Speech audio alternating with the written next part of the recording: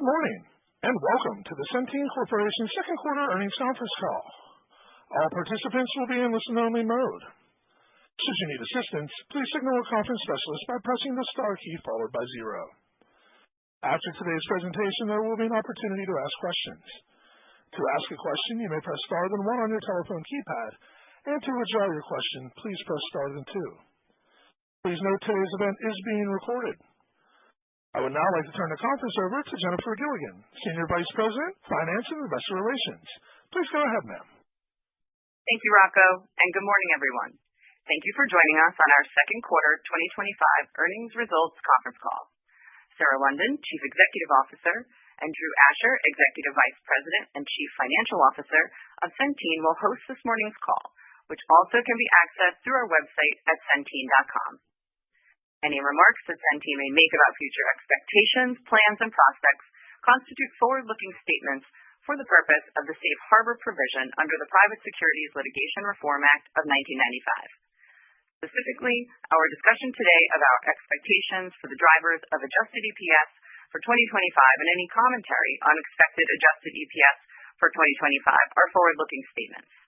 Actual results may differ materially from those indicated by those forward-looking statements as a result of various important factors, including those discussed in our second quarter 2025 press release, Centene's most recent Form 10-Q filed this morning, and its 10-K filed on February 18, 2025, and other public SEC filings, which are available on the company's website under the Investors section. Centene anticipates that subsequent events and developments may cause its estimates to change. While the company may elect to update these forward-looking statements at some point in the future, we specifically disclaim any obligation to do so. The call will also refer to certain non-GAAP measures. A reconciliation of these measures with the most directly comparable GAAP measures can be found in our second quarter 2025 press release. We are unable to reconcile our commentary on expected adjusted EPS for 2025 to the corresponding GAAP measures due to the difficulty of predicting the timing and amounts of various items within a reasonable range. Finally, following the call, the team's prepared remarks will be posted on the Investors section of our website. With that, I would like to turn the call over to our CEO, Sarah London. Sarah? Thanks, Jen, and thanks everyone for joining us. We have a lot to cover this morning, so let me start by outlining a few key elements of my prepared remarks. First, I'll provide more detail on the Marketplace Risk Adjustment Challenge we previewed earlier this month, including what happened and what actions we're taking to mitigate the financial impact with an eye to restoring the book to profitability in 2026. Second, I will address the elevated medical cost trend that drove our higher Q2 Medicaid HBR result, how we are addressing it, and an updated view on the positive progression of Medicaid rates. Third, I'll review our updated outlook for 2025. And finally, I'll share our perspective on how the policy landscape in the wake of the One Big Beautiful Bill Act, or OB3, and how that informs our view of 2026 and beyond. Before we jump in, let's level set with what we printed this morning. We reported second quarter results for 2025 inclusive of an adjusted per-share loss of 16 cents. We are disappointed by this performance and frustrated to have fallen short of the financial goals we set at the start of the year. Our primary focus is restoration of our earnings trajectory, and the entire team is unified behind that goal, operating with a sense of urgency and discipline as we work to improve performance across the portfolio and drive results that will generate tangible shareholder returns. As you will hear, we are aggressively taking actions to put our Marketplace business on a path to recovery and enhanced profitability for 2026. In Medicaid, we have clear line of sight into what is driving our trend, and we are actively pulling the levers necessary to correct our trajectory. And finally, our Medicare Advantage business is achieving significant operational progress, paving our path to break even in 2027 and profitability in the years to follow. With that, let's dig in, beginning with Marketplace. We reported second quarter Marketplace membership of 5.9 million members as the book continued to grow, driving more than $10 billion of commercial premium and service revenue in the period. Revenue in the quarter was negatively impacted by the previously disclosed shortfall in projected 2025 risk adjustment transfer revenue, generating a drag of approximately $1.2 billion in pre-tax for the segment. In addition to the risk adjustment challenge, the underlying performance of our marketplace business was impacted by higher levels of utilization.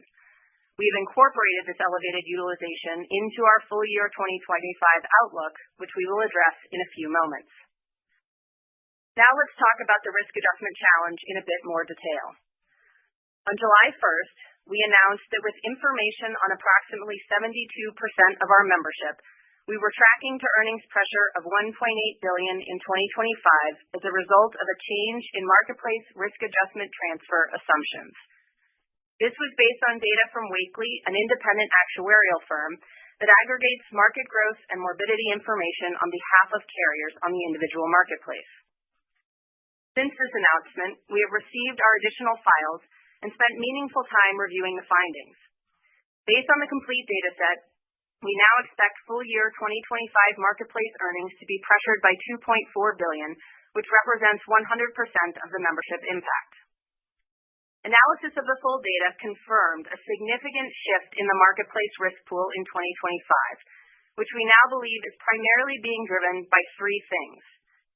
First, a higher than expected percentage of healthy and/or low utilizing members left the marketplace during open enrollment, which was likely the result of program integrity measures that were introduced after 2024 pricing was finalized and implemented for the 2025 open enrollment cycle.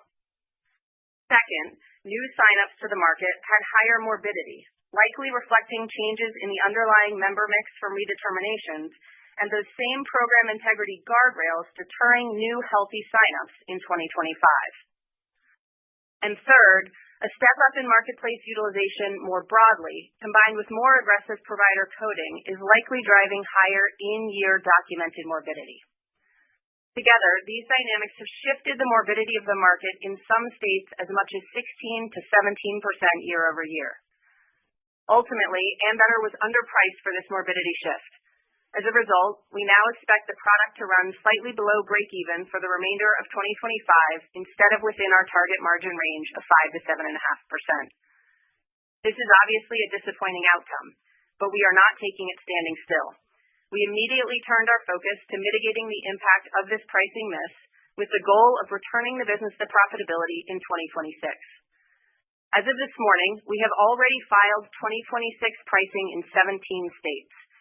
We expect to submit adjusted pricing files in up to 12 additional states within the next week and anticipate state certification of rates over the next month. Based on what we know today, we continue to believe that we will be able to reprice the 2026 portfolio to account for a substantial majority of our marketplace membership, and our goal is to reprice 100% of the book. Importantly, our 2026 pricing adjustments account for the morbidity shifts we observed in the 2025 data, but they also account for shifts we now expect to see in certain markets in 2026, informed by the scale of our data and our unique ability to see correlations across a 29-state footprint. As a reminder, initial 2026 pricing was already set to current law of the land, which means we have accounted for the potential expiration of EAPTCs. In addition to addressing pricing, we are actively looking at ways to leverage our position in the market to create more transparency around market dynamics earlier in the year. We are also engaged with the administration as they prepare to implement the next wave of program integrity measures to ensure the mechanics for Open Enrollment 2026 both achieve their goals and ensure that eligible members can readily access high-quality, affordable health insurance on the federal exchange. While the individual marketplace will be absorbing the impact of regulatory changes for at least one more cycle, it does not change the fact that millions of Americans rely on this critical infrastructure to access healthcare coverage. We remain committed to supporting our almost 6 million members in getting the care they need to keep themselves and their families healthy. And as we do so, we are focused on returning our marketplace portfolio to profitability in the short term and sustainable profitable growth over the long term. Turning to Medicaid. Our Medicaid portfolio also fell short of expectations in the second quarter, producing an unanticipated and unacceptable health benefits ratio of 94.9. Driving this underperformance was a step up in medical cost trend in three areas: behavioral health, home health, and high-cost drugs. Behavioral health was the most significant driver of the quarter-over-quarter increase, with ABA, or Applied Behavioral Analysis, as an accelerating pressure point across a number of our markets. In response, we have formed enterprise-wide behavioral health and ABA task forces to further support our markets in aggressively managing this trend. Together, they are focused on aligning members to high-quality providers, educating state partners around evidence-based clinical guidelines, advocating for behavioral health-specific rate adjustments, and rooting out fraud, waste, and abuse in service of better member outcomes. Within the underlying ABA trend, the largest concentration of pressure was isolated to a single program in a single state. As a reminder, earlier this year, we inherited the ABA population in Florida within the Children's Medical Services contract, for which we are the sole source provider. That population transitioned with inadequate rates and with a continuity of care provision limiting the use of managed care strategies to effectively manage services and associated costs. This provision lifted as of June 1st, and we are already seeing the impact of clinical and administrative interventions. At the same time, we are also advocating with our state partner to address the underlying rate gap, both retroactively and prospectively. Home health was the next largest contributor to trend across markets in Q2, with home and community-based services, or HCBS, related to complex populations as the top driver. Here, too, we are leveraging a cross-enterprise approach to select high-quality and high-integrity providers in this space and ensure states have sufficient data to inform both rate and policy decisions. We saw HCBS pressure manifest in an outsized way in New York in Q2 due to rate insufficiency and state-driven program changes. As we saw this emerge, we deployed additional leadership resources to the New York market and are executing against a very clear roadmap to correct the overall trajectory, which is showing good progress as we move into Q3. High-cost drugs were the final driver of the Q2 step-up, with cancer drugs and gene therapies among the major categories contributing pressure. In addition to working with our partners to ensure clinical appropriateness for these treatments, we have also been ramping up efforts to educate our states on a sustainable cost containment, including through corridors or carve-outs. This is another place where the benefit of a 30-state Medicaid footprint means we can readily source best practices to inform solutions. And we are seeing states moving more quickly to make policy and program changes to better regulate this cost driver. In addition to pulling these more direct levers, we are hyper-focused on securing rates that reflect current trends in order to deliver meaningful margin improvement for the Medicaid business. As a reminder, 88% of our Medicaid franchise gets re-rated between 7/1/25 and 1/1/26. Over the last 18 months, we have demonstrated the ability to secure outsized rate increases and engage constructively with our state partners to infuse more real-time data into the process. We are activating that same playbook in light of this recent step-up in trend to push for faster rate correction. Our 7/1 and 9/1 rates have materialized better than our previous expectation, and we now expect a 2025 composite rate adjustment of 5% compared to 2024. This is stronger than the previous expectation of 4% plus. We have important rate updates upcoming in our 10/1 states, including Florida, and we are already feeding current trend data to those states who will update rates 1/1/26 for 40% of our membership. Despite the current dislocation, we remain confident in our ability to secure rates that are sufficient to address the current acuity and healthcare demand within the Medicaid population and support sustainable margins over the long term. Turning to Medicare, PDP membership ended the quarter at 7.8 million members, roughly flat on a sequential basis. Our performance in this product exceeded our expectation in the period, allowing us to improve our outlook for full-year results in PDP. The PDP program absorbed a number of regulatory changes in 2025, and with half the year behind us, we are now more comfortable with the assumptions we made around the impacts of some of these changes. While our outlook for the product remains prudent, PDP is providing some earnings upside relative to our previous outlook. Meanwhile, Medicare Advantage is making important progress on its path to margin recovery, thanks to effective 2025 pricing, an optimized footprint, and continued operating discipline.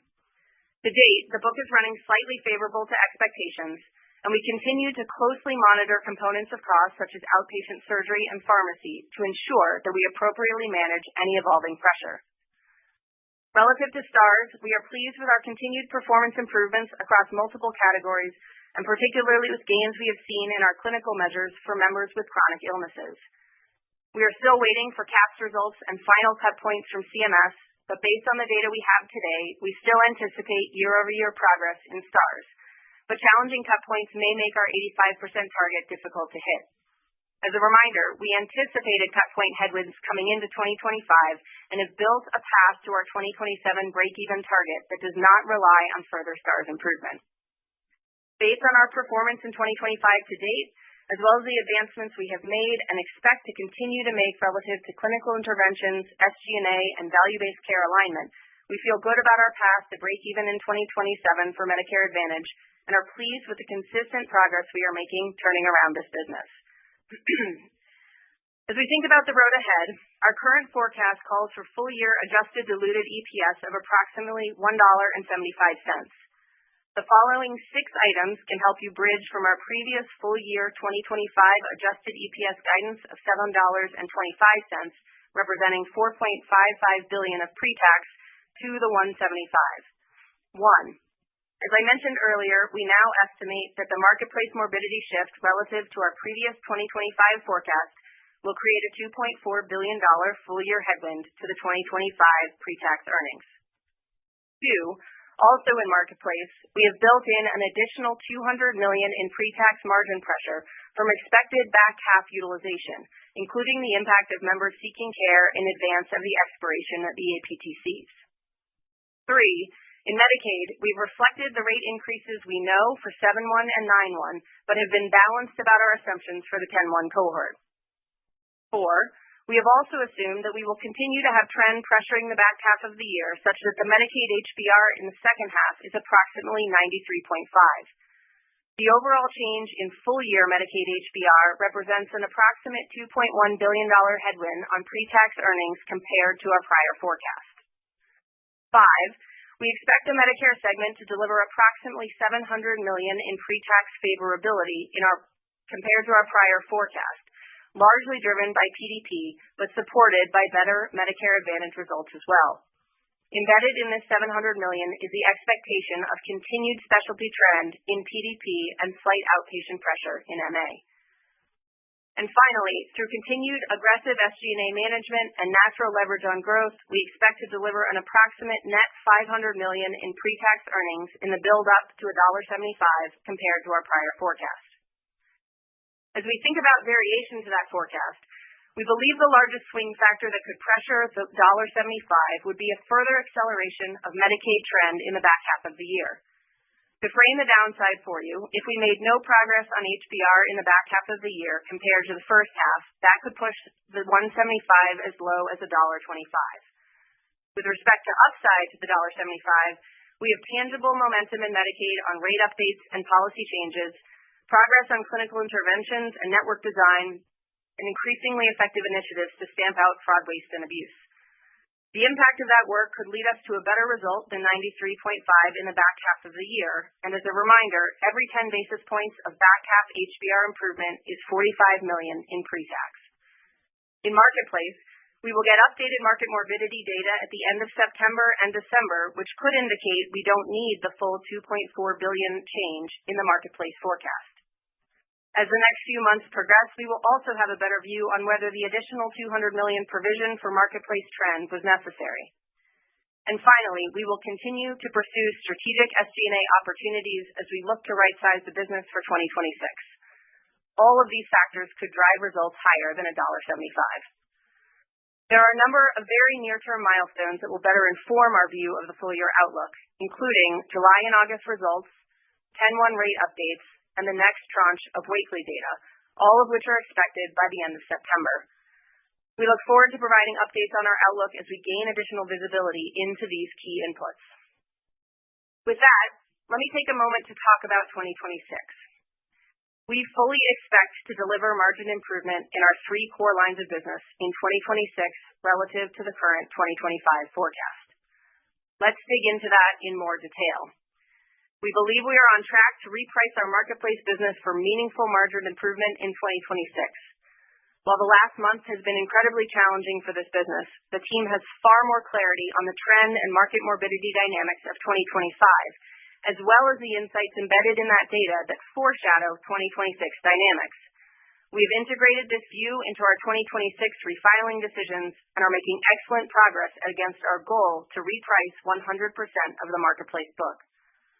In Medicaid, We now have far more transparency about the drivers of cost and trend across our portfolio and are in command of the levers to correct our HBR trajectory as we head into 2026 and beyond. With 88% of the book re-rating over the next 6 months, momentum around policy changes, and enterprise-aligned execution on key initiatives, we are confident we can meaningfully move the Medicaid HBR in the right direction over the next 12 to 18 months. And finally, armed with strong rates and operating discipline, our Medicare Advantage business will continue to make solid progress in 2026 on its path to break-even in 2027. Our industry is always evolving, and it is our job as a business to evolve with it. We have spent the last 3 years fortifying our platform, and over the coming months, we will pressure test each of our markets for the future conditions necessary to support sustainable, profitable growth. We will harvest additional synergies across the platform, lean harder into places we can leverage our unique size and scale, and work to ensure we have the strongest and most resilient platform to support the new normal that lies ahead. To that end, a comment on the policy and legislative landscape. We view OB3 as having established a new and stable policy floor for our programs, and we are actively developing a multi-year implementation strategy. Many of the Medicaid provisions include runway for implementation, allowing us to leverage the strong partnerships we have at the state level to help maximize the impact of taxpayer dollars and maximize coverage for vulnerable members. On the marketplace side, as you heard, we have the benefit of an early look at program integrity impacts and are baking that into our revised 2026 pricing. While we expect to see a contraction of the individual market heading into 2026, regardless of what happens with EAPTCs, just on the other side of that is a more stable market for individual and family coverage. Medicare likely has another wave of policy changes coming from CMS aimed at maximizing efficiency and integrity across the program, and we are tracking those closely as we build back that business. This clarity allows us to firmly plan for the future, and our confidence in the staying power of Medicaid, Medicare, and the individual marketplace is as strong as it has ever been. By staying focused and delivering on our mission of transforming the health of the communities we serve one person at a time, we believe we can command a durable, differentiated position in a key market and deliver meaningful value to our members, our stakeholders, and our shareholders. With that, let me turn it over to Drew for some additional detail on the financial results. Thank you, Sarah. Today, we reported second quarter 2025 results, including $42.5 billion in premium and service revenue, and a disappointing adjusted diluted loss per share of 16 cents. Let me build on what Sarah covered regarding what happened and, more importantly, what actions we are taking. Let's start with Marketplace, where Sarah covered a lot of ground. So let me give you a click deeper into one of the primary drivers observed in the data we received in late June, and then tie that to the relevance for refiling 2026 rates. We have found a high correlation between increasing 2025 morbidity in a given geography and the degree to which there is disruption in the two low-cost silver plans from 2024 to 2025, and whether or not that geography was in a state-based exchange or federal exchange for those 2 years. In other words, where there was a change in the two low-cost silver plans in a federally facilitated exchange, which would require the member to take an action in order to maintain a $0 premium, we believe the 2025 program integrity provisions, such as a three-way call with CMS or Social Security verification, negatively shifted the risk pool and disproportionately reduced zero or low utilizers from the market in 2025. This same phenomenon appears to have also reduced the entry of similar new members across all federally facilitated exchange or FFE markets compared to 2024. As Sarah mentioned, the morbidity increase was up as much as 17% in states with significant low-cost silver disruption. Conversely, in an FFE geography with no disruption in the two low-cost silver plans, the members could auto-renew with their carrier for 2025 without much of a hassle. Why is this important? Because based on what we can see across our 29-state footprint, we can form an expectation of what degree of morbidity lift may be coming in 2026 when all members will have to go through the new program integrity steps and validations to ensure eligibility for 2026 Marketplace. This has meaningfully influenced our 2026 pricing approach that Sarah described. As of this morning, we have submitted 17 refilings and expect to wrap up the remaining states in the next week or so, with the approval process expected in August. As we sit here today, we expect to make meaningful upward 2026 rate adjustments reflecting this data across our Marketplace footprint. In Medicaid, Sarah covered the trend drivers, including the acceleration of behavioral health, especially ABA and other related counseling therapies in Q2. We are working with state partners to get rates corrected for this, and in some cases push for retro premium adjustments for program changes, such as Florida Children's Medical Service, where we are the sole source carrier, and where there are inadequate risk adjustment mechanisms, such as in New York. In addition to the 7/1 and 9/1 positive rate updates Sarah provided, we are working with our state partners to drive policy improvements across a number of states. One example being pharmacy management responsibility returning to the Medicaid plans in one of our states in the fourth quarter, which will allow us to directly manage the cost. We're also executing on initiatives designed to keep healthcare affordable, including clinical interventions, payment integrity, and choosing the right network partners. Let me go a little bit deeper on PDP as a follow-up from the Q1 call. Now that we have 2 quarters of PDP data, we can better forecast the trends for the remainder of the year. Even though we still see very high specialty pharmacy trends in our non-low-income cohort, we are into the 90% CMS, 10% payer part of the risk corridor. This should provide us with earnings protection and reasonable predictability, though we will continue to build a receivable from CMS, which will be increasingly visible in our cash flows in the back half of the year. And as Sarah mentioned, our Medicare Advantage business is ahead for 2025 and on track for our goal to break even in 2027. Moving to consolidated enterprise topics, cash flow provided by operations was $1.8 billion for Q2, primarily driven by improved timing on pharmacy rebate remittances. Unregulated cash on hand at quarter end was $234 million. We do not have any further 2025 share buyback in our current forecast, but will remain open to opportunistic buybacks as we continually assess market conditions and changes in our cash positions. Our medical claims liability at quarter end represents 47 days in claims payable, a decrease of 2 days as compared to the first quarter of 2025, driven by the timing and types of claims, as well as the impact of state-directed payments. And as a reminder, 2025 DCP is structurally lower than 2024 DCP due to our PDP revenue increase resulting from the Inflation Reduction Act and the speed at which pharmacy claims complete compared to medical claims. Moving to our outlook for 2025, with the visibility we gained in Q2, we pressure tested each business, operational measures, trend drivers, and SG&A. The result is a forecast that equals $1.75 per diluted share of adjusted earnings, with swing factors on both sides, as Sarah laid out. A few more miscellaneous items that might answer a couple of questions in advance.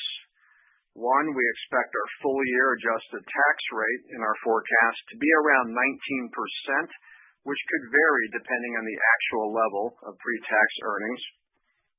Two, given our market cap change, coupled with the passing of the OB3 in July, we will be going through a goodwill evaluation and test in the third quarter, which prevents us from being able to reconcile prospective adjusted EPS elements to a GAAP equivalent.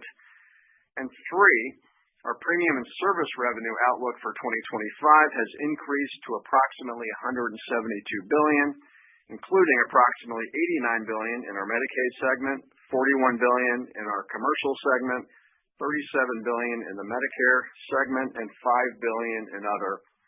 There is substantial future earnings power in this revenue base.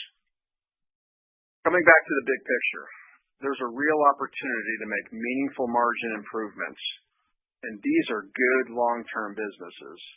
Yes, we have to navigate a major unanticipated shift in the marketplace risk pool in 2025, as well as the dislocation between Medicaid rates and underlying medical costs, plus regulatory changes in 2026 and beyond.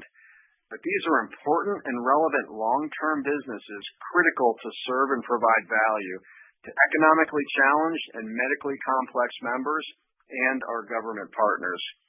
This is fixable. We look forward to demonstrating improvements ahead. Thank you for your interest in Centene, and Rocco, please open it up for questions. Absolutely. If you'd like to ask a question, please press star then one on your telephone keypad. If your question has already been addressed and you'd like to remove yourself from queue, please press star then two. Today's first question comes from Josh Raskin at Nephron. Please go ahead. Hi, thanks. I'm sure there'll be a lot on the operation. So I'm going to ask if you could walk us through your capital position, sort of the amount of capital that you think you'll be adding to your subsidiaries in the second half, and maybe how you're thinking about any potential needs for additional capital, whether that's debt or equity, through the rest of the year. Yeah, thanks, Josh. We have a very thoughtful plan on that, so I will let Drew walk through a couple of those items. Yeah, you'll see this in the queue, Josh. We think we'll need to put in net $300 million into our subs in the back half of the year. That's net of dividends that we still expect. Obviously, those dividends will be at a lower level than previously expected. But stepping back to the big picture, you may recall that in the first quarter, we renewed our credit facility and we doubled the size of that. So it's a $4 billion credit facility. We had zero drawn at June 30th, and there's only one covenant in there, which is a 60% debt to cap, and we're currently about 39%.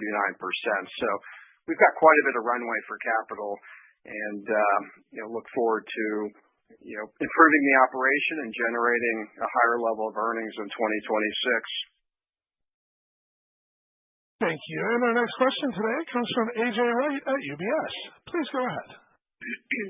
Thanks. Just might try to drill down on some of your comments around the public exchanges. First, on the risk adjustment, true up or miss, whatever you want to call it. You're such a big part of the market. You were seeing some of these program integrity impacts as well as the underlying trend step up. Is the right interpretation you thought those were applying to you but not to the broader market, and therefore it's only now that you're adjusting your expectations around the true up? And then broadly about next year, I know the repricing of 100% of the book. Can you just update us on your thought about what are you repricing to? What is the updated thought on target margins for the exchange and the environment we're going to see next year? And is there any way to comment on what that might mean for disenrollment from the exchanges? Maybe if not specifically for you, for the broad market, what are you assuming? Yeah, thanks, AJ. A lot of good questions in there. So thinking about open enrollment 2025, I think one of the important factors in terms of assumptions is looking at new member signups and then the effectuation rate. As we came through that process, we saw very strong effectuation rates, very consistent with what we had seen in the past. And while we were certainly aware of the program integrity measures as a net grower in the market, I think it was not necessarily as clear to us that there were a lot of low or non-utilizing members that were being shifted out of the market.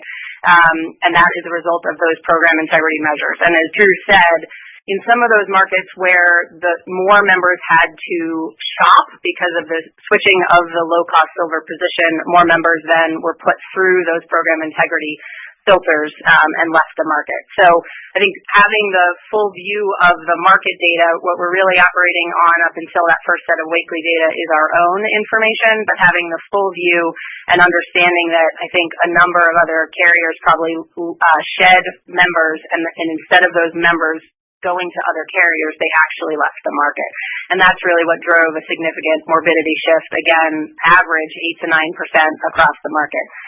As we think about repricing, it's the point that Drew made and some of those insights and sort of the signal in the noise of the 25 data is really, really important, and understanding that the impact of the morbidity shift was actually different market by market. And being able to see 29 markets and understand the different cohorts allows us to understand that there are some markets that didn't actually go through that full impact in 2025, but will go through that impact in 2026 when the program integrity measures that are being put in place will be applied ubiquitously. So keeping that in mind, those are baked into our assumptions for refiling for 2026. We obviously are expecting to improve profitability in the book for 2026, but we won't be able to comment on target margins until we see a little bit more of the full landscape, which will come in the Implant A file in September. So stay tuned on that. Relative to disenrollments for 2026 and sort of overall market contraction, again, the commentary on what we saw in those markets that were most disrupted in 2025, I think are really not just a foreshadowing of what's going to happen in 2026, but I actually think what we experienced in 2025 was in some ways a pull forward of the impact that we would have otherwise expected in 2026, which means that we have already absorbed some of the market contraction that we would have otherwise estimated for 2026. So again, also baking that into our assumptions, pricing based on an expectation of law of the land, so accounting for the fact that enhanced APTCs would expire. And again, all of that is sort of being put into the refilings and the additional pricing that we have submitted. And I think, again, making very good progress on that. The states have been very receptive, digesting the data, and we believe we've got a path to reprice 100% of the marketplace book for profitability in 26. Thank you. And our next question today comes from Justin Lake at Wolfe Research. Please go ahead. Thanks. First, just a quick follow-up from your answer to Josh's question. I think I heard Drew say that you expect to generate higher earnings in 2026. Just wanted to confirm that in any color. And then my question's on Medicaid. Your guidance for the second half of the year implies 140 basis points of improvement from the 94.9 you reported in 2Q. It's fairly differentiated in terms of the slope versus your two peers who are actually assuming Medicaid deteriorates from the second half versus Q2. So I'm just curious, Drew, is there anything in your second quarter reported MLR, such as negative intra-year development, that might make it the wrong jump-off point, or anything else we should consider in terms of 2Q versus the back half that might be different versus your peers? Thanks. Yeah, thanks, Justin. So both Drew and I talked about the fact that we expect to deliver margin improvement in all three lines of business in 2026 and therefore earnings improvement. So obviously too early to talk about guidance for 2026, but we've talked about sort of the progress that we expect to make in each of the lines of business. Let me talk about Medicaid specifically, because that's obviously a big piece of it, and break down sort of what we saw in Q2 a little bit more and how that relates to how we think about the back half of the year. So obviously not pleased with a 94.9, but if we break it down a little bit more, as I said, what drove that was an acceleration of trend in the quarter in those three areas. So behavioral health, which is about 50%, with ABA as sort of primary driver underneath that. Home health is about 30% of the total. Again, HCBS is sort of the big category, and then high-cost drugs was the rest. Important to note that we aren't seeing broad-based trends. So inpatient looks fine, ED looks fine, PCP is right on track. We also saw a concentration of that trend acceleration in a small handful of states. So we've got a small number of states, too, that we called out, Florida and New York, that really account for the majority of the miss in Q2. As an example, Florida alone counted for 40 basis points of HBR pressure in the quarter. So we are really able to be focused and organized around those states even more intensively in terms of pulling levers, obviously pulling them across all states and taking an enterprise-wide approach, but really focused on being able to drive outsized impact in that select number of geographies. Those, levers include appropriate utilization management, helping states understand where they've got opportunities relative to clear clinical policy guidelines. This is a big thing in both HCBS and behavioral health. States are still sort of evolving their perspective on what appropriate dose duration looks like. We're optimizing networks, ensuring that we've got highest quality providers. We're aligning members to those providers. and then pretty aggressively stamping out fraud, waste, and abuse, which is not talked about as much, but we are seeing a much higher prevalence of that in the behavioral health space, partly because of the fragmented provider base. And then, of course, advocating for rates. So while some of these things do take time to show up in the results, we are seeing progress. And again, if we go through just that handful of states that account for the majority of the miss, in Florida, the continuity of care provision lifted 6-1. We're obviously advocating aggressively for rates both retroactively and prospectively to address the rate gap. In New York, we've got a clear roadmap. We're seeing progress there on a number of fronts, including really good support from the state to go after fraud, waste, and abuse. And then in two of the other states, those states both sit in the 7-1 to 9-1 cohort and both got important and healthy rate updates that do take current trend into account. One of them is also the state that Drew referenced that has made a move away from the single PBM model. And so as of 10-1, we'll be able to get them over to ESI and leverage our cost structure. So I think being able to move the needle in a pretty concentrated way, obviously also pushing, across the portfolio. But for context, about a third of our health plans are outperforming their original HBR targets year to date. So we do have a pretty healthy portion on the book. We know where to focus in terms of where to significantly move the needle. I think we know what to do. We're aggressively getting after it. And so, taking a step back, that is really the momentum that gives us confidence that, over the next 4 to 6 quarters, we'll be able to deliver meaningful margin improvement in Medicaid, and that informs the view of the back half as well. Thank you. And our next question today comes from David Windley at Jefferies. Please go ahead. Hi, thanks for taking my questions. I wanted to ask on kind of the Wakely data membership trend, if implied in the Wakely data, that you called out in your pre-announcement, kind of said that the market attrition had been more the growth, I guess you called it, the growth was smaller in the market. Can you talk about what the market size is today? What assumptions you are making about further attrition over the balance of the year and therefore further shift in morbidity over the balance of the year, please? Yeah, absolutely. So you're right. We called out the fact that the Wakely data is really the first time that we have an empirical view of what the total market is doing. And the overall growth in the market, now obviously it's different state by state, but the overall growth in the market was lower than, for example, what CMS had put out at the beginning of the year in terms of 13.5% relative to signups. So obviously that means that the delta between signups and effectuations was a lot bigger than it has been in past years. This is not fully validated in the Wakely data. I think we'll have a better view of that as we get the tranches in September and December. But based on what we can triangulate, our view is that the market actually contracted during open enrollment in 2025 and likely is continuing to contract month over month as we go through the year. For our part, we are expecting further attrition in 2025. So we're sitting at 5.9 million members today. We expect to end the year at 5.4 million members. Part of that is driven by the FTR, failure to report, PDM, which, we talked about back on the Q4 call because I think everybody anticipated that those impacts would be taken in open enrollment. They actually got shifted to the summer time frame. As we look at the files that are coming in for August 1st, we believe we're seeing the first wave of FTR starting to get implemented. So we think that will drive further membership attrition over the back half of the year and have accounted for the idea that may also drive some morbidity shift, although I don't think we see a huge delta in that population.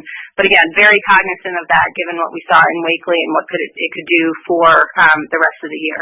And then, of course, we expect further attrition in 2026 open enrollment. And, whether you're doing math on EAPTCs in or out, if you look at some of the public sources, the numbers that have been thrown out there, anywhere from 15% to 50%. I think the higher end of that probably ignores what we saw in 2025 in terms of being a pull forward of market contraction into the 2025 year. And the bottom end of that probably undershoots the impact of the program integrity measures based on what we've seen, and obviously what assumes EAPTs continue. So I think somewhere in the middle of that range is probably a safe zone to assume But we'll have a better view of that as we get further data in September and then understand the landscape file from competitors and have a little bit more precision from CMS on the exact process that's going to be in place for program integrity for 2026. Thank you. And our next question today comes from Lance Wilkes with Bernstein. Please go ahead. Great. Can you talk a little bit about the risk adjustment payable? And in particular, what I'm interested in is what's the strategy as you go into 26 and beyond to address the kind of product structure and benefit structure to either reposition yourselves to be having a lower payable, or are you going to be comfortable being a much higher payable player out there? What would be the other considerations as you go through that strategy with respect to membership and profitability? Thanks. Yeah, thanks, Lance. It's a great question. So as we've been going through 2026 repricing, understanding that we've been operating under a very tight window to get all those refilings in by the deadline, we are also taking into account sort of the macro dynamics of each market and thinking about the degree to which we'll be able to price for what we think the ultimate morbidity shift will be and where there may be opportunities or frankly mandates to sort of tweak our presence in a market, thinking differently about product tiers, thinking differently about network partners, because again, the goal is to really maximize margin over membership in 2026. And then I would say as we think about 2027 and beyond, I'll make this comment for Marketplace, but I think it's true across the portfolio, is that it's an opportunity for us to take a step back and make sure that we really have a portfolio in each line of business that is optimized for our goal of delivering sustainable margins over the long term. And so that'll be a process that I think we can do, as we step into 2026 and think about 2027 pricing. Relative to the payable receivable dynamic, that is obviously an inherent dynamic in the marketplace. And one we're always being thoughtful about. I think one of the questions that we've spent a lot of time talking about, not just in light of the most current events, but just in general, is how we could leverage our size and scale as the largest player in the market to drive an additional level of transparency and also make sure that where there are program improvements to create stability overall, we're leaning into those. So just two examples. One would be the opportunity to make some of the demographic data available earlier in the year, sort of think about immediately post-open enrollment, and whether that's through CMS, through the Departments of Insurance, through Wakely, really lending our data as sort of a first mover in that, and creating broader transparency for the entire market, I think will allow people to make much better assumptions relative to risk adjustment going forward. And then the second would be working with the administration so that where there are policy or process changes, that they are locked down before pricing is due. And so I think this is something that we see in Medicare that's more mature, but part of the program integrity changes that went into effect late last year were introduced after pricing. And so making sure that if there are going to be changes, that all carriers have visibility to those and can integrate them into their pricing is absolutely going to drive more stability long term. So those are conversations that we're actively having and have thoughts on. I think continue to just look at ways that both in our own forecasting, but then also in how the market operates overall, we can ensure that this is as stable a platform as possible, because we do believe that it is a really important platform for individual and family coverage. And as we've talked about a lot before, we are very optimistic that it is actually sort of the ultimate platform for how individuals and families purchase healthcare coverage. And we can talk about the momentum we're seeing around ICHRA, the momentum we are driving around ICHRA, but obviously part of the exact same risk pool. So it's really important that we get the underlying programmatic elements right in order to make sure that we can grow that risk pool, which will ultimately bring down premiums, bring down cost of subsidy, and create more affordable options for Americans. Thank you. And our next question today comes from Kevin Fischbeck at Bank of America. Please go ahead.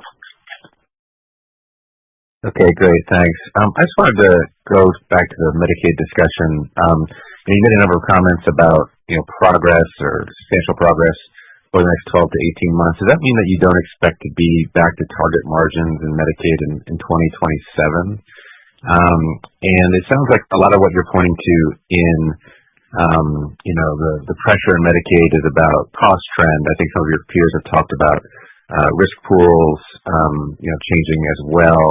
So just any color you have on that side of it, because it does seem like there's going to be additional membership losses in Medicaid over the next several years, and whether you think that's going to be another difficulty in getting back to target margins in Medicaid. Thanks. Yeah, Kevin, thanks for the question, and welcome back. I went through sort of a number of the levers that we're pulling around driving improvement in the overall Medicaid book. Again, focused in the areas where we've got trend, focus in those geographies.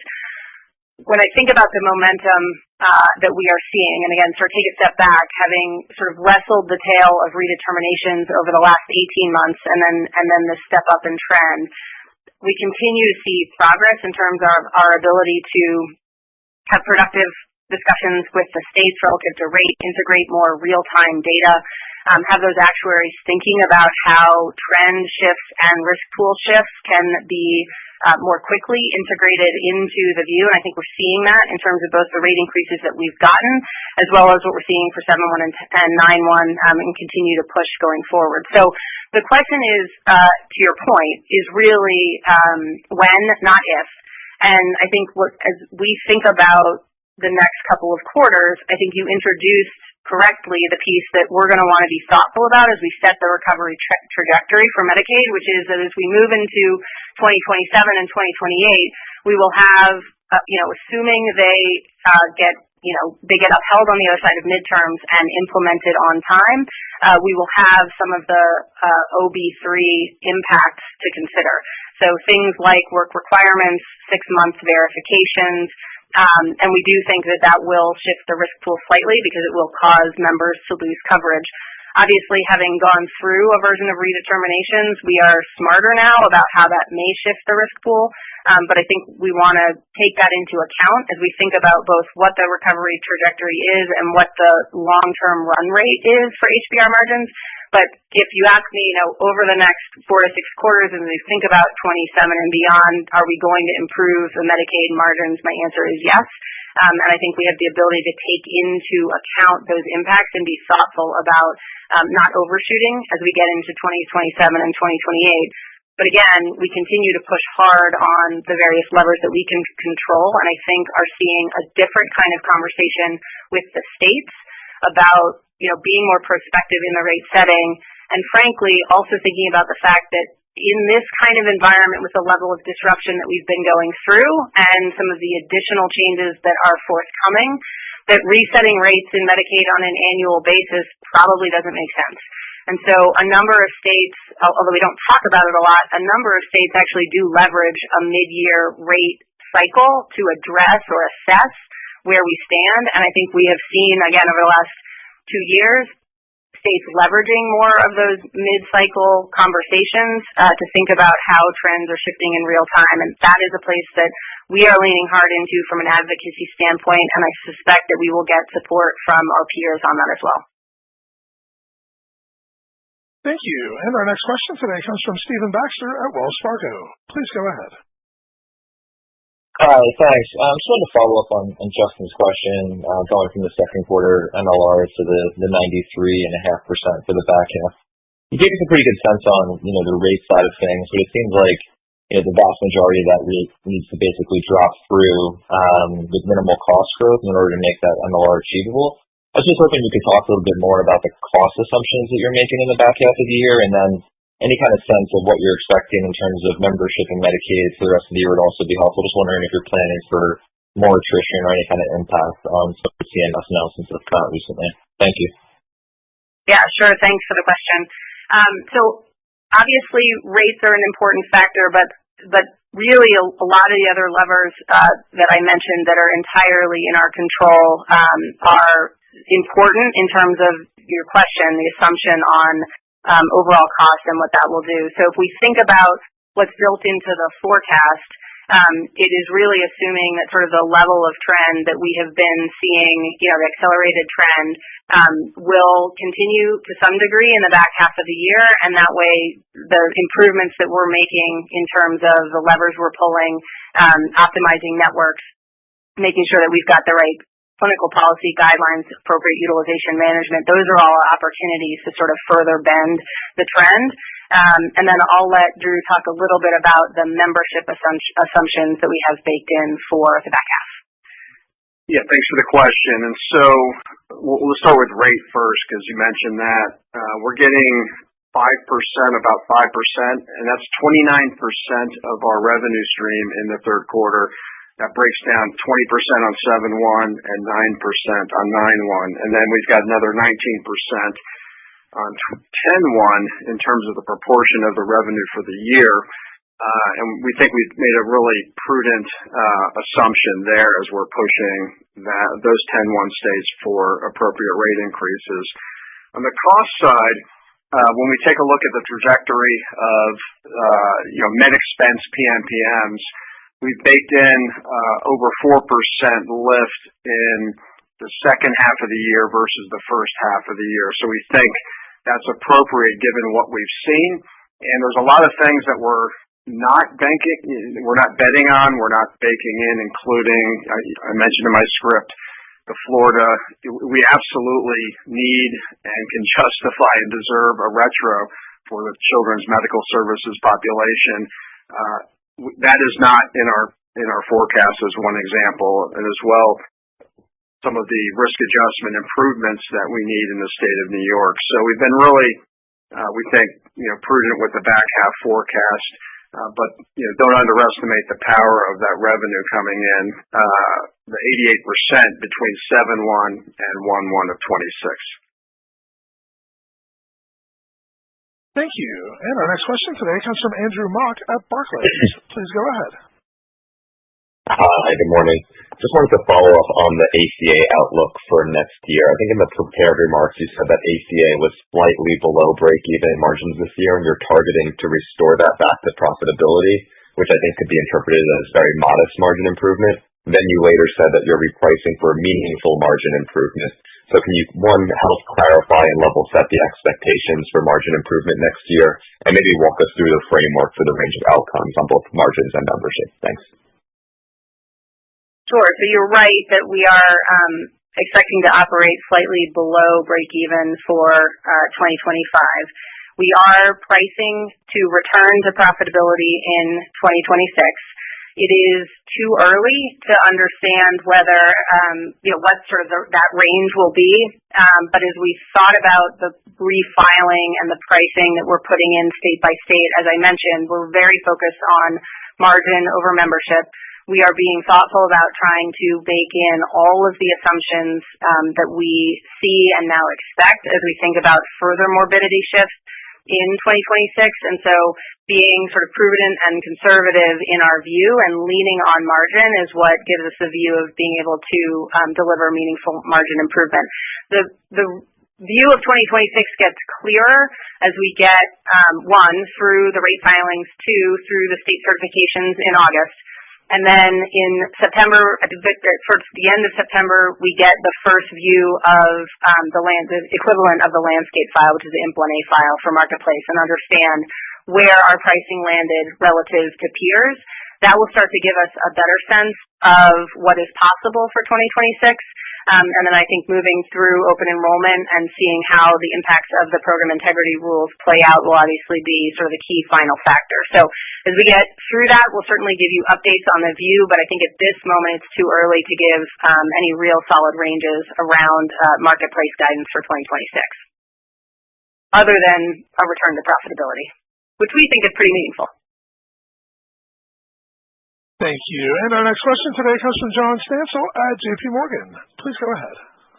Great. Thanks for taking my question. I just wanted to drill down on the Part D update. Now, I think you called out approximately $700 million of pre-tax favorability for the overall Medicare segment.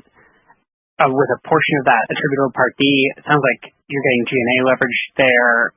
As you progress through the year, what are you seeing kind of around your assumptions that are giving kind of comfort? And then it sounds like you're well above the kind of the previous 1% margin target in that business.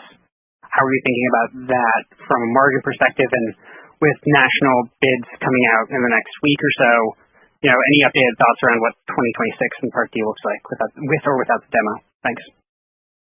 No, good questions around PDP, and yeah, we suspect others bid, assuming the demo does not continue, but we'll see what CMS decides to do. And so you're right, pleased with the performance in PDP. It's good to have now 6 months under our belt so we can see, coming into the year, the changes in the IRA, what that did to specialty trend. And you're right, we're north of our 1% budget margin. Of course, we bid for a higher margin than 1%. But that's where we started our initial guidance at. So really pleased with what we're seeing. And, it's pretty stable membership in terms of Q1 to Q2. And with the IRA, you can anticipate a sloping upward in terms of the Medicare segment HBR, which is highly influenced by PDP as we get through the year. Thank you. And our next question today comes from Sarah James at Cantor. Please go ahead. Thank you. Can you talk about how exchange progressed through the quarter?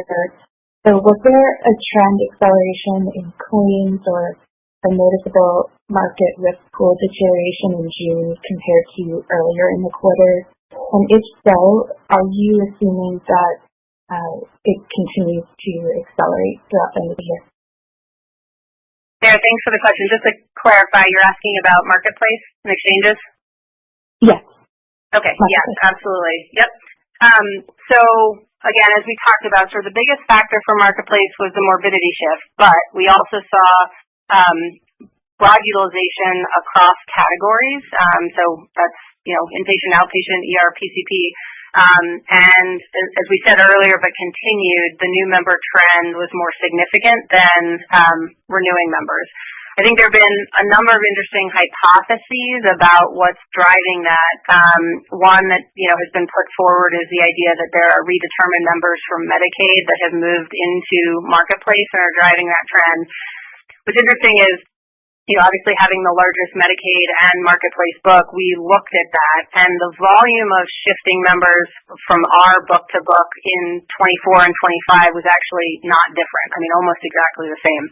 What is interesting is that we are seeing higher utilization in the 2025 cohort, which does suggest that there is sort of a step up in demand among the population.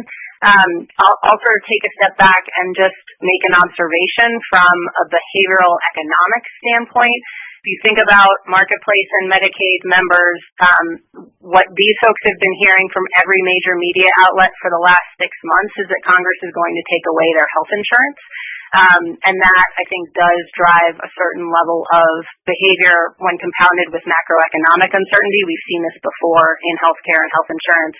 And then those folks are coming into the system and colliding with a provider ecosystem that is largely still operating in a fee-for-service manner, is concerned about losing revenue, and that's where we're seeing, I think, some of the aggressive billing and coding. So all of that collides to that sort of third point I mentioned, which is a higher step up in documented morbidity that is being connected to utilization. Now, to your specific question, we didn't see, any specific, we're sort of seeing that level of utilization pretty consistent, and we are expecting and have baked in, which you heard in my remarks, trend in the back half of the year consistent with that, as well as a potential step up related to folks using the system in advance of a potential expiration of enhanced APTCs.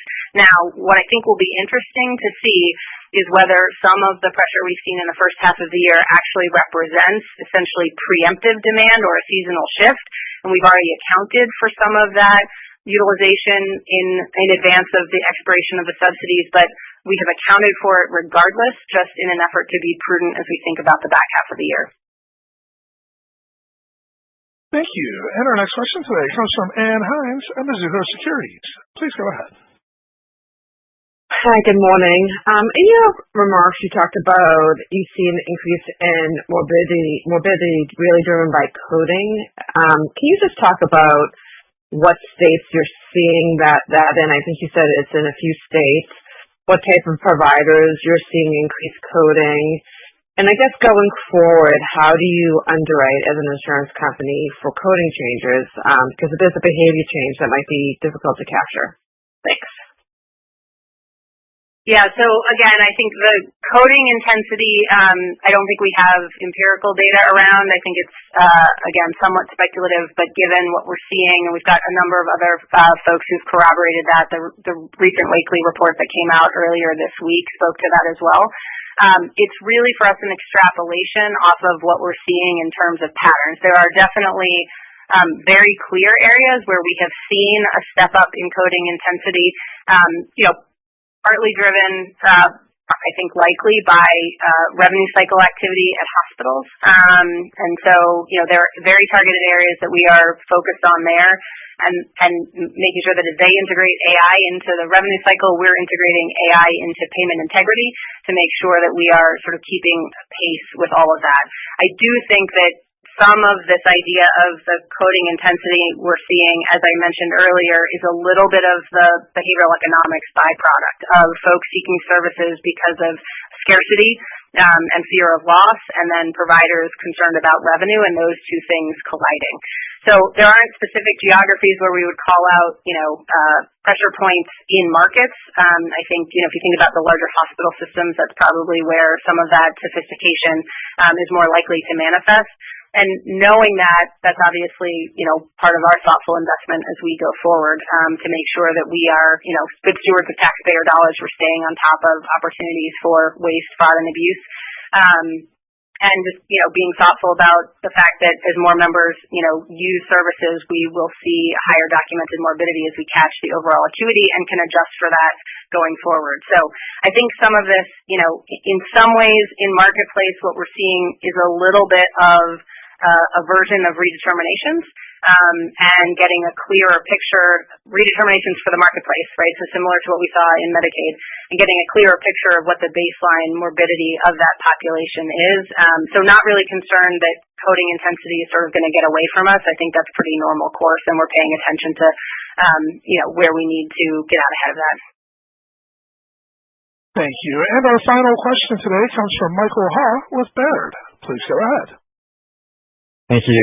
Quickly first, on exchanges in the back half guide, I know you mentioned assumptions on induced utilization, FTR rechecks, morbidity shifts, but was there anything included on CMS's identified duplicative members, how that could impact the risk pool, and are there any other meaningful buckets worth calling out? And then, apologies in advance for this longer question, just following up on Kevin's question, to understand despite the shift in the landscape, you still believe the staying power of Medicaid is as strong as ever.